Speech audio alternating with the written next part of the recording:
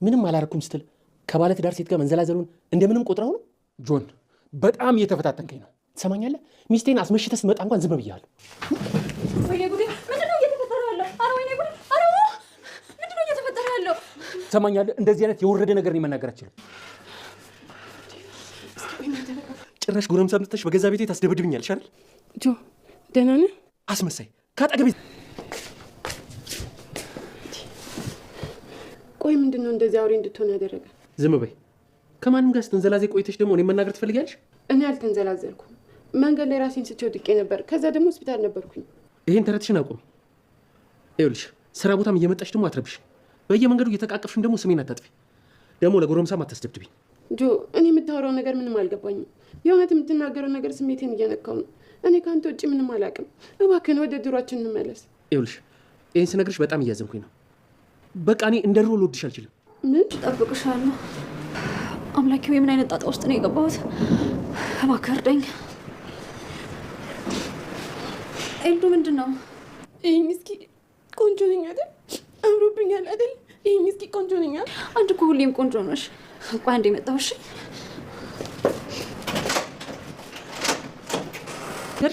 እኔ በቃ በጣም ደክሞኛል። እባክህ ጆ እባክህ፣ እቺ ምሽት እንኳን አብረሃቱን ካላንተ እኮ ማንም የላትም። ተነሽ ለምለም ተነሽ። በፍጹም አይሆንም። እሺ ሳትለኝ አልነሳም። እሺ ተነሽ። እሺ አልከኝ። እሺ እሺ፣ አሁን ተነስና አውራት። ተነስና ግባ።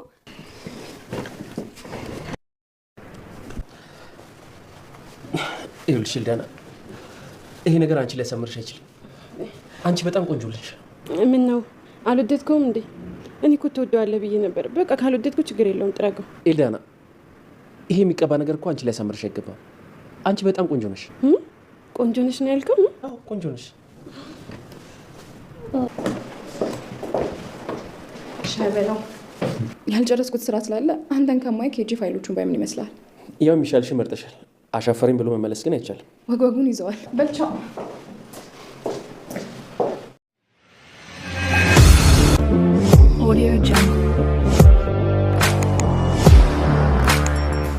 ኤልዳና ከራሷ በላይ የምትወደውና የምታምነው ባሏ ሰራተኛውን ይዞ እጅ ከፍንጅ ያዘችው።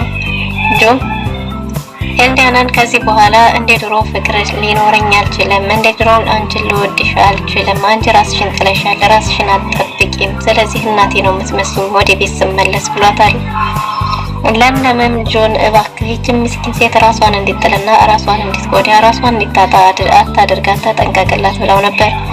ጆ የራሱን ጓደኛውን አቤል አንተ ከሚስቴ ጋር ስትማግጥ አይቻለሁ ብሎ አስቀይሞታል። አቤልም ተናዶ ጆን ደብድቦት ወጥቷል። ኤልዳናም ባሏን ይቅርታ እንድትጠይቅላት ብትፈልግም ከዚህ በኋላ ግን ካልፈለግሽ አንቺን ቢሆን ላስቀይምሽ እችላለሁ፣ እንዴት ባለ ትዳር እኔን ይጠረጥረኛል እያለ ነው።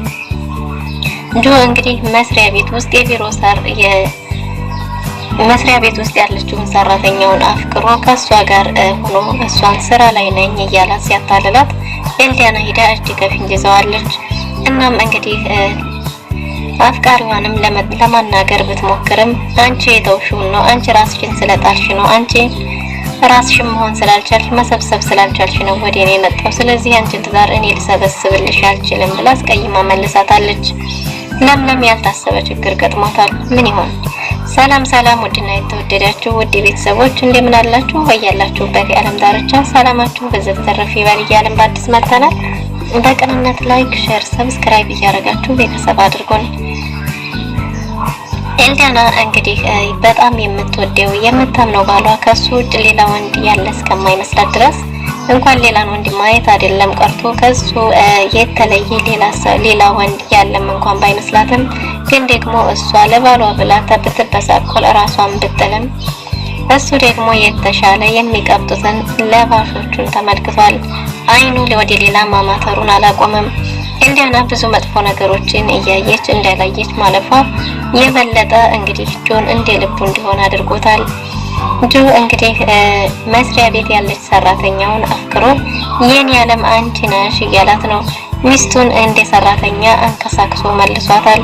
ኤልዳና ባሏን ድንገት ሳታየው በጧት ስራ ገብቶ ስለነበረ የሆነ የምታማክረው ጠባቅ ጉዳይ አጋጥሟት ስለነበር መስሪያ ቤቱ ድረስ ሄዳ ልታናግረው ሄዳለች። ግን ደግሞ መስሪያ ቤት ልታናግረው ስትሄድ ያየችው ነገር ጥሩ አልነበረም። ጆና የቢሮ ሰራተኛው አፍላፍ ገጥመው ሊስማ ሲል ነበር ድንገት የደረሰችው። በዚህን ጊዜ ኤልዳና እሷ ብትደርስም ግን ደግሞ ያፈረችውም እሷው ነበረች። ይቅርታ ጥሩ ሰዓት አልመጣሁም መሰል ነበር ያለችው። እናም እንግዲህ ጆ እህቱ እንደሆነች ነግሯታል። እህቴ ናት ብሎ ኤልዳናን አንከሳክሶ ለምንድን ነው እዚህ የመጣሽው ብሎ አባሯታል። የመስሪያ ቤት ሰራተኛው እና እንግዲህ በቃ እስቲ ልውጣላችሁ ብላ አውርታችሁ እናንተ ችግራችሁን ፍቱ ብላ ወጣ ነበር የረባን ካረገች በኋላ። እናም እንግዲህ ኤልዳና ይቅርታ እዚህ የመጣሁት እኮ አንተ ልረብሽህ አልነበረም እያለች ነው። እሱም ስራ እንዲያስፈታችሁና ስራ መስሪያ ቤት እንድትመጣ እንደማይገባ ነግሯታል።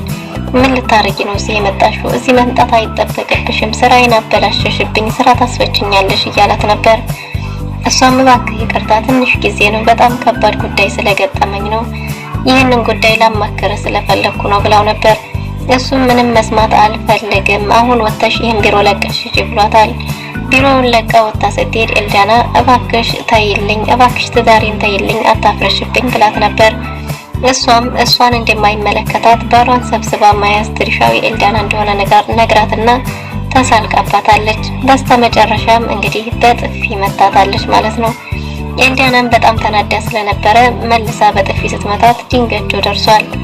ጆም የተሳደበውና ያመናጨቀው ኤልዳናን ነበር። ኤልዳና እያለቀሰች እንባዋን እየጠራረገች ስትሄድ እሱ ግን የቢሮ ሰራተኛውን ነበር እያባቅፎ እያባበለ የነበረው።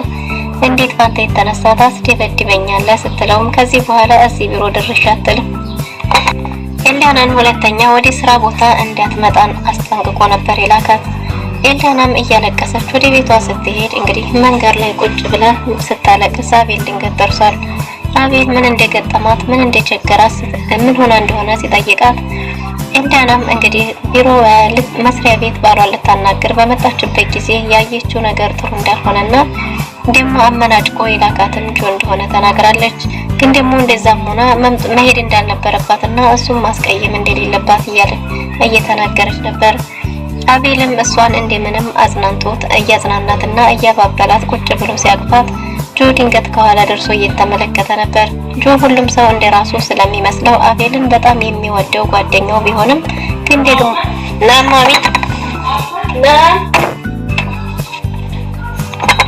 ኤልዳና ባይኑ አይታው የነበረው ነገር እጅግ በጣም ረብሿት ስለነበረ ከዛም ወደ እንድትወጣ ብሎ አቤል ይዟት ወጣው ዘወር እያሉ ነበር።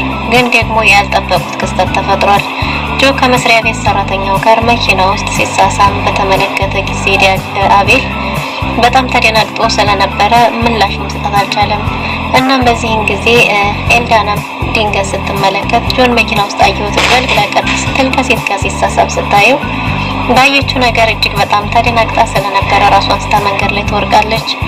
በዚህን ጊዜ እንግዲህ መንገድ ላይ ራሷን ስታ ለረጅም ሰዓታት ስትቆይ አቤል በመከራ ከዛ እንድትነቃ አድርጎ ወደ ቤት ለመውሰድ ብዙ ሰዓታቶችን ፈጅቶበት ነበር።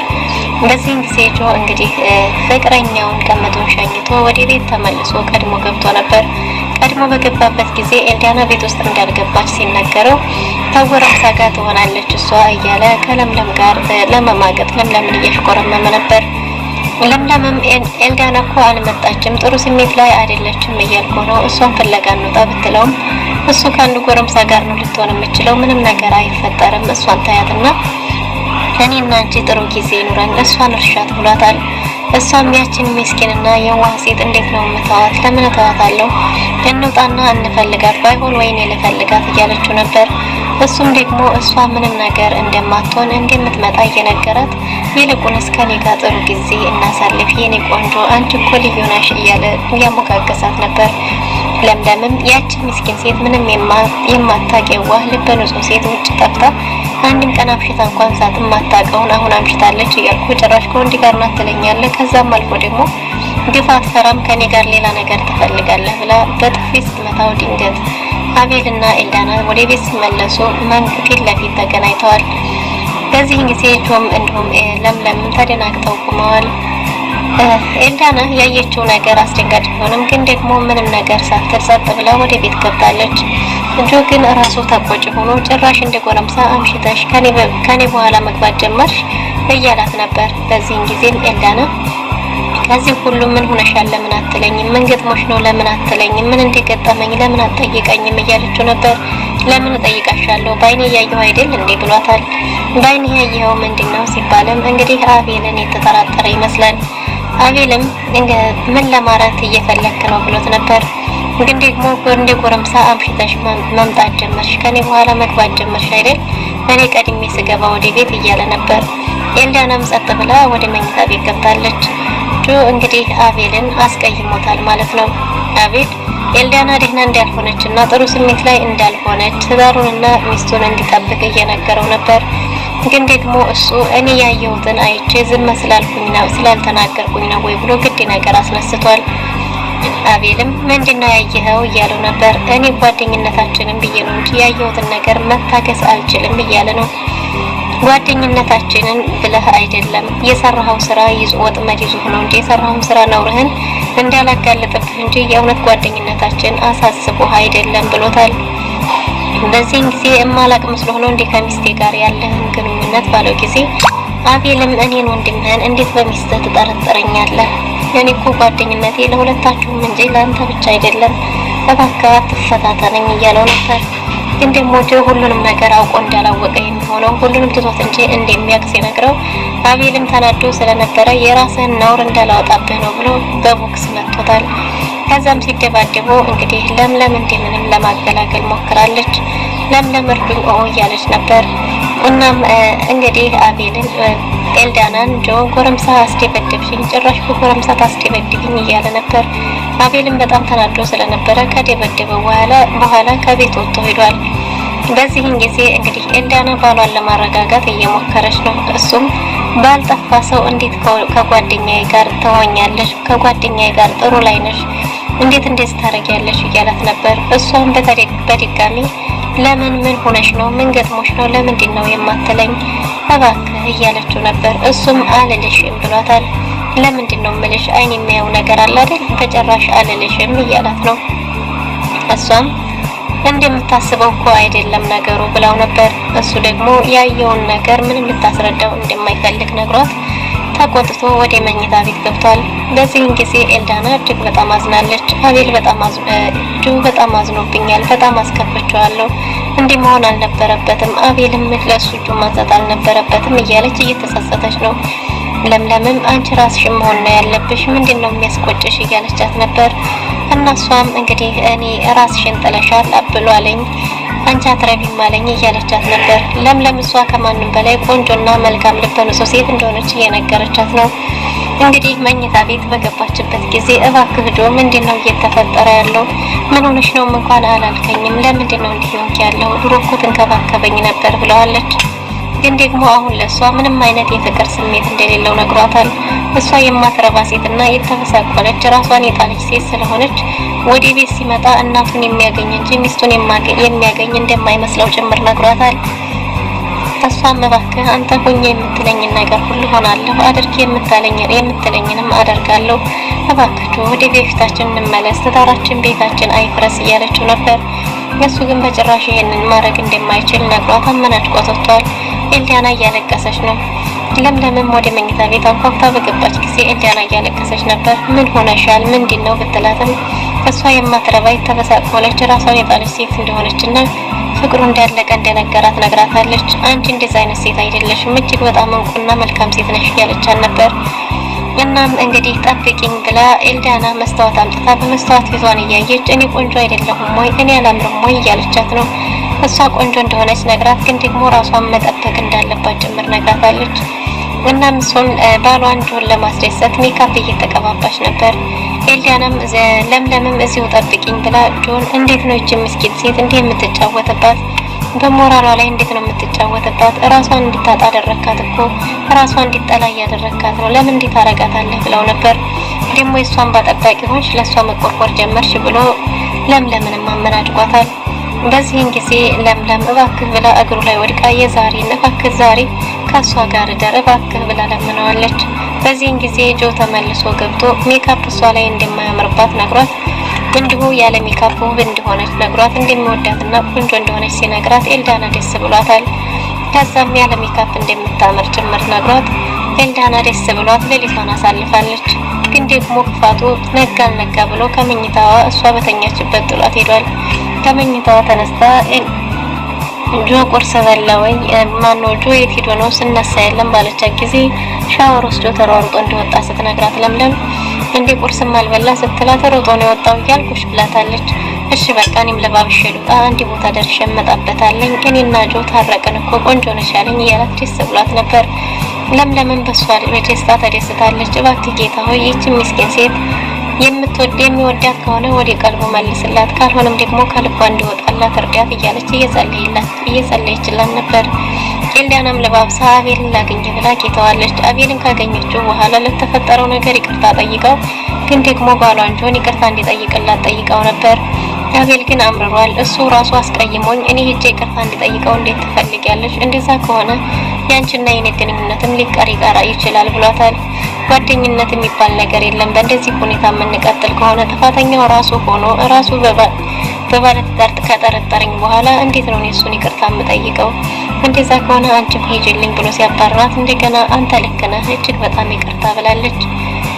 እንግዲህ ከዛ በኋላ የሚሄድበት አለ ብላ ከአቤል ተለይታ ስትሄድ ለጆ ደውላለት ነበር። ለጆ ደውላለት ጆ እባክህ የት ነህ ያለኸው? ቁርስ አብረን እንድንበላ ፈልጌ ነበር ስነሳጣው ስትለው ስራ እንደሄደና ስራ ረፍዶበት ሮጣ ቻፍሎ እንደሄደ ነግሯታል።